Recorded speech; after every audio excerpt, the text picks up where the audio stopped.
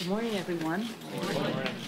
Here we are in a week that started off with Veterans Day, a wonderful day, 11th hour, the 11th day of the 11th month, Armistice Day, a day that we now observe as Veterans Day. Every day is Veterans Day for us. On Tuesday, we passed a packet of bills, 9 bills, to improve the lives of our veterans, our heroes in uniform. Among the bills, we were very proud to pass the Deborah Sampson Act, which reduces barriers for women veterans to access VA, including anti-harassment initiatives. This has a broad base of support, and we were very proud to be passing it. So on the day after Veterans Day. On Monday night, when I came into town, I went to the World War II Memorial just to see who was there and just to visit it again. I love going there. It's so inspiring. And I saw I was impressed particularly by 2 engravings on the wall, one that related directly to all veterans. President Truman said, "Our debt to the heroic men and valiant women in the service of our country can never be repaid. They have earned our undying gratitude. America will never forget their sacrifices." How beautiful. And then particular to women, not necessarily in uniform, but women in the war effort by Franklin Delano Roosevelt, President Roosevelt. He said, "Women have given their sons to the military services. They have stoked the furnaces and hurried the factory wheels. They have made the planes and welded the tanks, riveted the ships, and rolled the shells." That in addition to serving in the military. So again, we honored the men and women in the war effort on Monday with our 9 bills. In terms of increasing paychecks, we are today and tomorrow, considering the Export-Import Bank, which creates nearly 2 million American jobs in all 50 states. Over the last decade, it has created over 2 million jobs. It is very important legislation. There will be some it shouldn't even be a partisan issue, and sometimes in the past it has not been. There will be an attempt by some to say XM should not be doing any business with China, and I modestly say that I take second place to no one in the Congress for over 30 years of fighting China on their trade policy, on their human rights policy, on their proliferation policy. And there are restrictions in the legislation about government-owned industries and the rest of that. However, again, as critical as I am of China's policies, by some accord they advertise me as the most hated person in China, something that I take with great pride because of my fight for human rights in China, whether it's Hong Kong, whether it's Tibet, whether it's Beijing, or whether it's the Uyghurs, the Muslims in education camps. Nonetheless, they should not use that as an excuse to not pass the XM Bank, and I will speak to that on the floor. In the same token of globalization of the economy, we are moving positively in terms of the U.S.-Mexico-Canada agreement. Again, it all comes down to enforcement, enhancement too, but enforcement. I do believe that if we can get this to the place it needs to be, which is imminent, that this can be a template for future trade agreements, a good template. And then again, in terms of the financial well-being of America's working families, we are working on Hr4, our legislation to lower prescription drug cost, and hopefully we will be bringing that to the floor soon. Next week, we will vote on the continuing resolution to fund the government. We passed our appropriations bills, making smart, strong investments in the health, education, economic security, and well-being of America's families. Sadly, the GOP Senate has not done its job yet. Soon, again, now another area in terms of legislation, we'll be bringing the Voting Rights Act Hr4. Hr3 is health care, reducing the cost of prescription drugs. Hr4 is the Voting Rights Act. We're close to closure on that, and certainly hope that that will be finished in this session of Congress. So as I say, we legislate, we investigate, and I'll get to that in a moment, but we litigate. And on the litigation front, yesterday, Congress and the rule of law had an important victory as the courts once again resoundingly reaffirmed Congress's authority to conduct oversight of the executive branch on behalf of the American people. Sadly, we have a president who does not believe in the separation of power, says that Article 2 says he can do whatever he wants. It does not, and he cannot without oversight from the Congress and respect for legislation passed by the Congress. And so, as the court stated, contrary to the president's arguments, the committee possesses authority under both the House rules and the Constitution to issue the subpoena, and Mazars must comply. Mazars is the accounting firm that has the president's records. We'll see how that goes, the accommodations back and forth in the next few days. But according to the decision, they're supposed to release the information in 7 days. It may be that we extend an accommodation to them for longer, but that remains to be seen by the committee and our lawyers. On the investigation front, yesterday it was a very somber, prayerful day. I thought it was a successful day for truth coming from the president's men, people he appointed, a person that he appointed most recently to the State Department.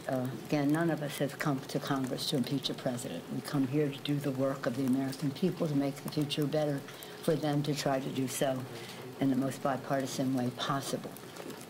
Find our common ground where we can, stand our ground where we cannot. But yesterday you heard the appointment of the president speak in very unambiguous terms, a courageous public servant. The devastating testimony corroborated evidence of bribery uncovered in the inquiry, and that the president abused power and violated his oath by threatening to withhold military aid and a White House meeting in exchange for an investigation into his political rival. A clear attempt of the president to give himself the advantage in the 2020 election. Doing so, as I've said to the president, we jeopardize our national security, undermine our national security, jeopardize the integrity of our electoral system, violate your oath of office. I salute chairmanship for the dignity and the statesmanship that he brought, and the members of the Intelligence Committee, the Democrats, for they're showing great patriotism and professionalism with which they are conducting the proceedings. I'm very proud of them. I said to the members at the beginning of the day yesterday, when we take the oath to protect and defend the Constitution, we agree and we become custodians of the Constitution. The Constitution, the brilliance of our founders to create a republic, a system of checks and balances, 3 co-equal branches of government, separation of powers, each a check and balance on the other. As custodians of the Constitution, we must be defenders of our democracy, because our democracy depends on that republic and not a monarchy. Article 2 that says I can do whatever I want. So again, with that responsibility, we go forward sadly, prayerfully, say with a heavy heart, because it's not what we came here to do. But we must uphold our oath of office. Questions? Yes, sir. James Roseman Sinclair. Thank you, Madam Speaker. We hear it said routinely, and of course it's true, that impeachment is a political process, not a legal one. And yet, as we can all observe, many of the accoutrements surrounding the legal process are inherent in this political process. We have counsels, depositions, subpoenas, threats of perjury, and so forth. This was made starkly clear yesterday by Chairman Schiff, it seemed to me, when he reminded the minority that he would do everything necessary to ensure the legal rights of the whistleblower to preserve anonymity in this political setting. And so I wonder if you could explain to the American people why the legal rights of the whistleblower should prevail in this political setting over those of President Trump, who should ordinarily enjoy a right to confront his accuser. Well, let me just say this.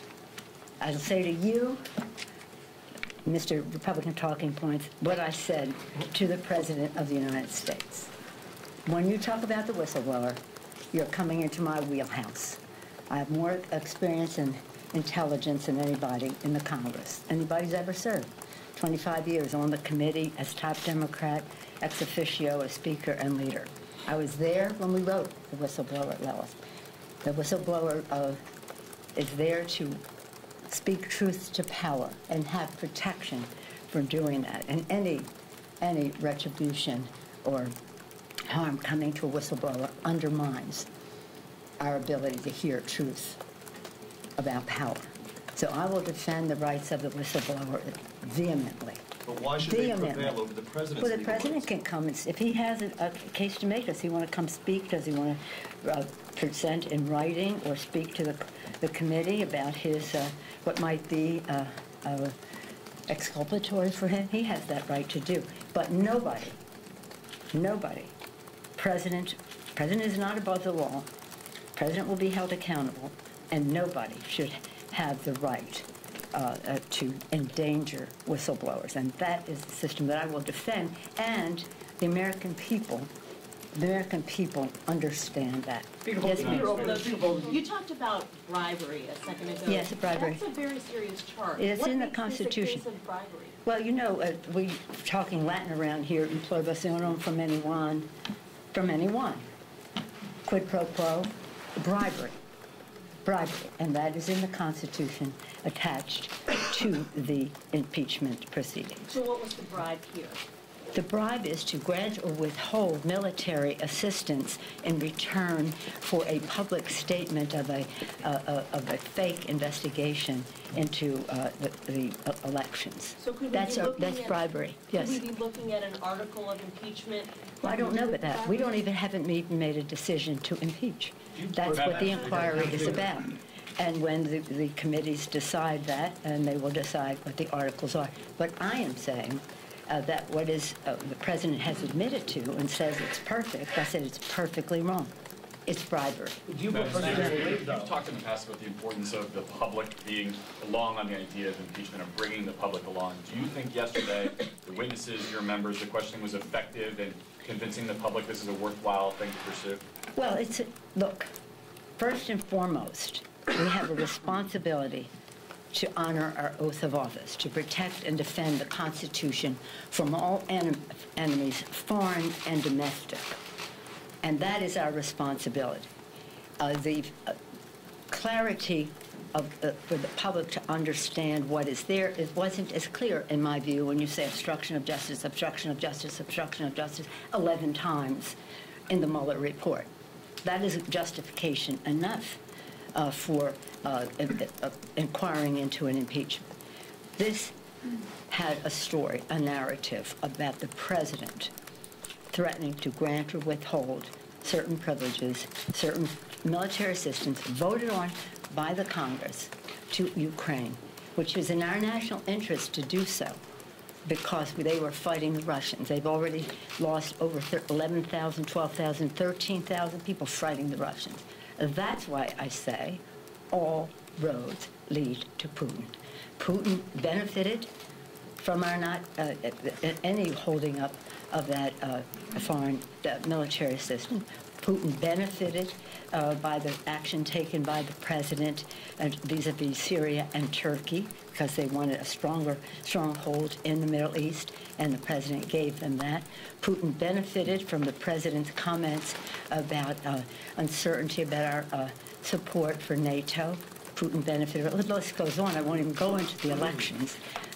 Just those three, because they're the three I have mentioned to the president when I have said, with you, Mr. President, all roads lead to Putin. You kept saying that you haven't really decided whether to move forward. We haven't. That'll be up to the committees to decide. But do you believe that yesterday's testimony from Bill Taylor and George Kent at all moved the needle for Democrats more towards articles of impeachment? This isn't about for Democrats. This is for the American people. This is about patriotism. It's not about politics, Democrats, Republicans. It's not about anything political. It's about patriotism. It's about honoring our oaths of office and to uphold the Constitution, and the Constitution spells out what our responsibilities are and what our penalties are. And yesterday, I do believe the truth will set us free. And so the truth coming from the president's own appointee describing bribery and threatening, in the course of it, threatening the identity of the whistleblower was just shameful behavior on the part of the Republicans. Yes, ma'am. I wanted to ask you, you said USMCA is imminent. How do you think AFL-CIO is poised to respond if the implementing bill is going to be considered in the House? Well, we have shared values with the AFL-CIO and believe that the growth of our economy is blessed with more participation from collective bargaining, workplace safety, all of that. So I think we will have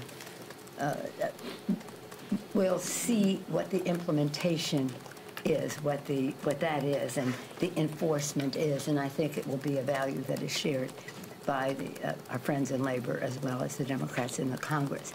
So we're in a good place. We as I say, I want this to be a template for future trade agreements so that the work that we put in here will not only have a benefit in the U.S.-Mexico-Canada agreement, but for the globalization discussion in general.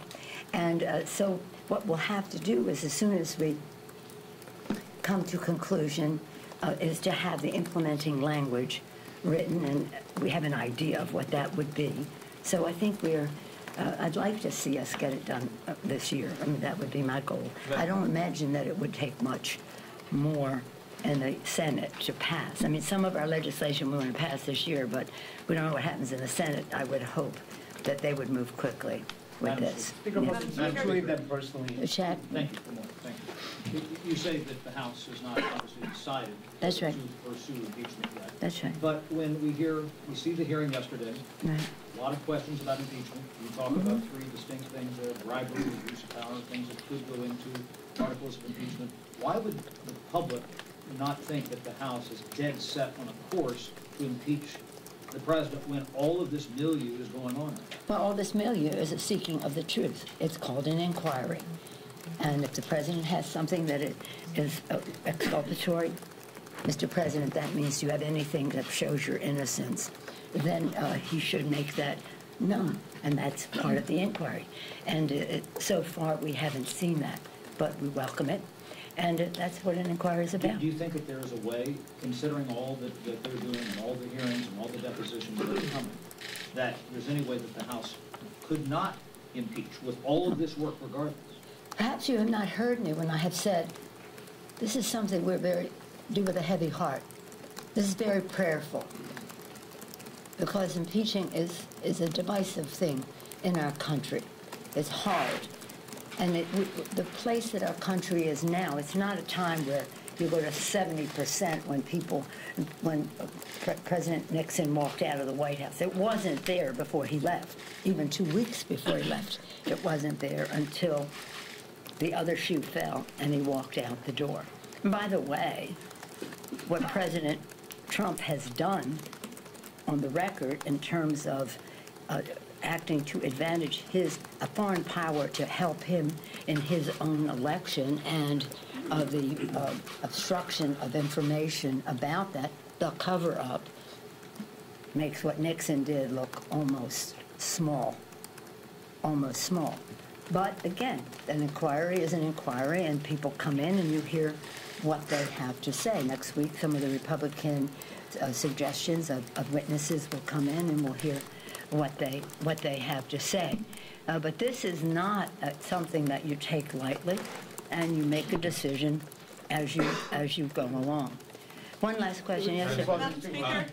On the CR, it's going to come when you guys are passing, when these hearings are still going on. I'm curious, as you've been negotiating the continuing resolution, these spending bills, what's been the working relationship with the White House? I mean, have they been involved in this process? I guess the adage of walking and chewing gum at the same time comes to mind. I'm not a gum chewer, but I do eat a lot of chocolate as I walk around here. Obviously, the president, the four House, Senate, Democrats, Republicans, and the White House are we all have to come to an agreement, and left to our own devices, the appropriators that come from the culture of appropriations and intelligence. That's where I was forged in the Congress, both places that, by and large, when I first started there, were not particularly partisan. But the left to their own devices, the appropriators know how to get their job done. So without going into any detail, we're moving in a direction because we do not want a shutdown of government. We prefer not to have a continuing resolution. So we have to make some decisions as we go forward. But Mr. Compton, the White House is going to sign off. When you say the White House, you mean the administration? Well, President Trump's going to have to sign Well, the administration. Let's just say the administration. Okay? Okay. And whoever they may designate at the table. Cheryl? Madam Speaker, given that Republicans have been arguing that yesterday's witnesses only heard things secondhand, I'm wondering if you think it would be worth waiting for those who have heard things firsthand, like John Bolton and Mick Mulvaney, to testify. Cheryl, don't fall into the second-hand stuff, really. That is such a fraudulent proposition put forth by the Republicans. That is such a fraudulent proposition. And and they know it, and that's why they're talking about process rather than the substance of what we have heard. I just won't even dignify what they're saying in that regard. I just won't. For the courts to rule No, on? but we are engaged in what the Constitution charges the Congress to do, to make its decisions. We are not here to be manipulated by the obstruction of justice of the administration. On the one hand, they say that it is second-hand. On the other hand, they obstruct all of the people who they would consider to have first-hand knowledge from testifying. Obstruction of Congress, obstruction of justice. I'm going to come back to H.R. 6. This is something that we're so proud of. But over 160 days ago, we sent to the Senate H.R. 6, the American Dream and Promise Act. This is a bill that would protect our dreamers in our country. These young people who've come to our country made such a valuable contribution. We're grateful to them for that and to their parents for bringing them here. And the president has said he supports the dreamers on the one hand, and on the other hand, he calls them thugs. So you never know who's showing up that day in the White House. But the fact is that the American people support the dreamers. And I hope that the Senate will, again, be cognizant of the fact that like 80% of the American people want the dreamers protected in our country. So we started Tuesday morning on the steps of the Supreme Court as the court was hearing the oral arguments, beginning and then hearing the oral arguments on the legislation that relates to, on a policy that relates to the dreamers. At the same time, we're fighting them in the courts. We're fighting the president in the court of public opinion and winning that, and now we're in the Congress of the United States as well. I just want to remind, and I didn't go to the oral hearings, arguments this time because so many people had an appetite for the tickets. That's usually the case.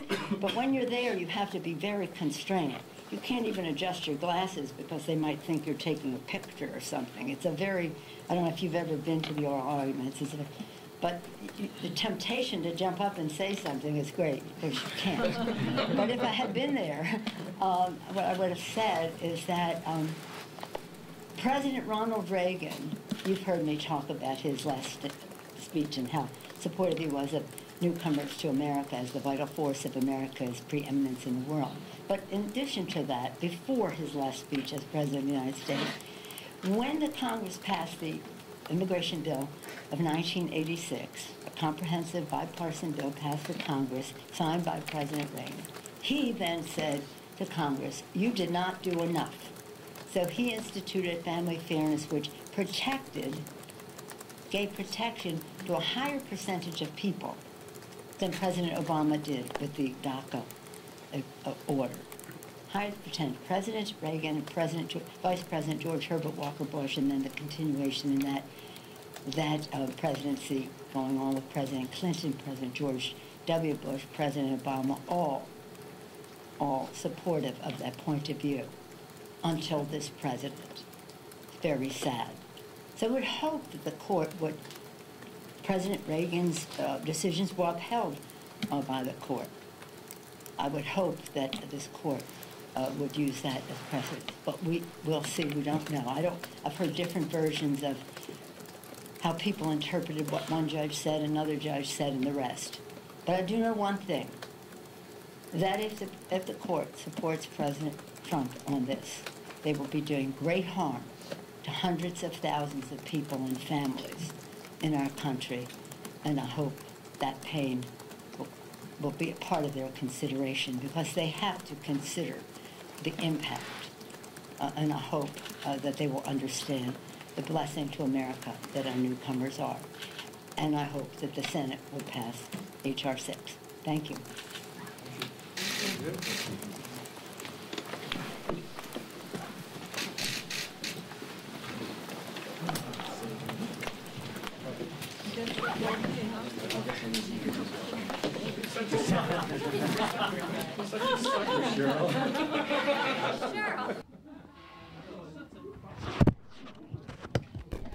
One, two, 1, 2, 1, 2, 3, 1, 2, 3, 1, 2.